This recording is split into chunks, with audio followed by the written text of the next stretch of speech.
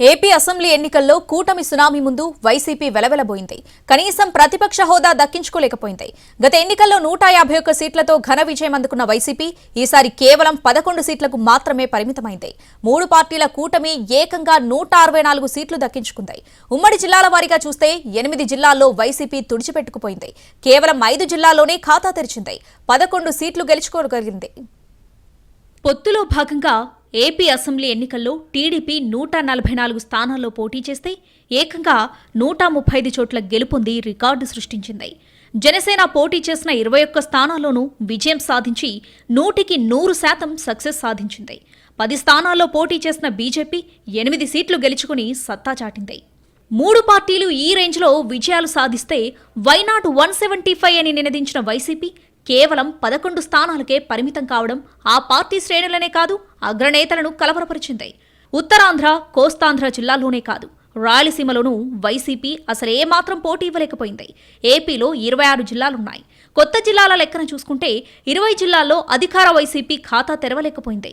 ఉమ్మడి జిల్లాల వారీగా చూస్తే టీడీపీ, జనసేన, బీజేపీ కూటమి క్లీన్ స్వీప్ చేసిన వాటిలో శ్రీకాకుళం, విజయనగరం, తూర్పుగోదావరి, పశ్చిమ గోదావరి, కృష్ణా, గుంటూరు, నెల్లూరు, అనంతపురం జిల్లాలున్నాయి. వైసీపీ కంచుకోటగా భావించే రాయలసీమలోనూ కూటమి పూర్తి ఆధిపత్యం కనబరిచింది. ఓవరాల్ గా చూస్తే ఉమ్మడి జిల్లాల్లో కడప, చిత్తూరు, కర్నూలు, ప్రకాశం, విశాఖ జిల్లాల్లో మాత్రమే 11 సీట్లు దక్కించుకోగలిగింది వైసీపీ. ఇందులోనూ 7 సీట్లు సీమ జిల్లాల నుంచి వస్తే 2 సీట్లు కోస్తాంధ్ర నుంచి దక్కాయి. మరో 2 ఉత్తరాంధ్ర నుంచి వచ్చాయి. కడప జిల్లాలో 3, చిత్తూరు జిల్లాలో 2, కర్నూలు జిల్లాలో 2, ప్రకాశం జిల్లాలో 2, విశాఖపట్నం జిల్లాలో 2 వైసీపీ అభ్యర్థులు గెలిచారు. కర్నూలు జిల్లాలో ఆలూరు, మంత్రాలయంలో వైసీపీ అభ్యర్థులు విజయం సాధించారు.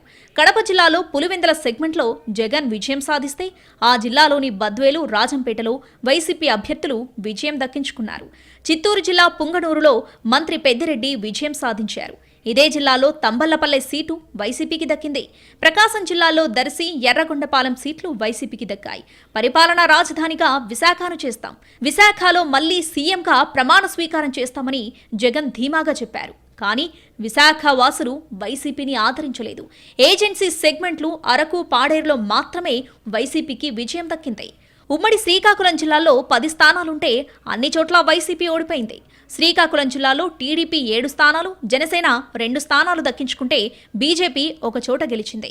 ఉమ్మడి విజయనగరం జిల్లాలోని 9 స్థానాల్లోనూ వైసీపీ అభ్యర్థులు పరాజయం చెందారు. ఈ జిల్లాల్లో 8 చోట్ల టీడీపీ గెలిస్తే 1 స్థానం జనసేన దక్కించుకుంది. 19 నియోజకవర్గాలున్న ఉమ్మడి తూర్పుగోదావరి జిల్లాలో వైసీపీ 1 సీటు కూడా గెలుచుకోలేకపోయింది. ఈ జిల్లాలో టీడీపీ 13 సీట్లు గెలిస్తే జనసేన 5 సీట్లు కైవసం చేసుకుంది. అనపర్తిలో బీజేపీ విజయం సాధించింది. ఉమ్మడి పశ్చిమ గోదావరి జిల్లాలో 15 సెగ్మెంట్లలోనూ వైసీపీ ఓడిపోయింది. ఈ జిల్లాల్లో పోటీ చేసిన 9 సెగ్మెంట్లలో టీడీపీ అభ్యర్థులు విజయం సాధించారు. జనసేన పోటీ చేసిన 6 నియోజకవర్గాల్లోనూ జయకేతనం ఎగురవేసింది. ఉమ్మడి కృష్ణా జిల్లాలోని 16 నియోజకవర్గాల్లోనూ వైసీపీ ఘోర పరాజయం చవిచూసింది. ఈ జిల్లాల్లో బీజేపీ 2 చోట్ల, జనసేన 1 సెగ్మెంట్లో గెలిస్తే మిగతా 14 చోట్ల టీడీపీ జెండా ఎగిరింది. ఉమ్మడి గుంటూరు జిల్లాలోనూ వైసీపీకి ఒక్కటంటే 1 సీటు దక్కలేదు. ఈ జిల్లాలో 17 నియోజకవర్గాల్లో 1 జనసేన గెలిస్తే మిగతా 16 స్థానాల్లో టీడీపీ అభ్యర్థులు జయకేతనం ఎగురవేశారు. నెల్లూరులో అసలేమాత్రం పోటీ ఇవ్వలేకపోయింది వైసీపీ. జిల్లాల్లో 10 అసెంబ్లీ సీట్లుంటే 10 సీట్లను టీడీపీ అభ్యర్థులు కైవసం చేసుకున్నారు. ఉమ్మడి అనంతపురం జిల్లాలో 14కు 13 స్థానాలను టీడీపీ సొంతం చేసుకుంది. ధర్మవరంలో బీజేపీ విజయం సాధించింది.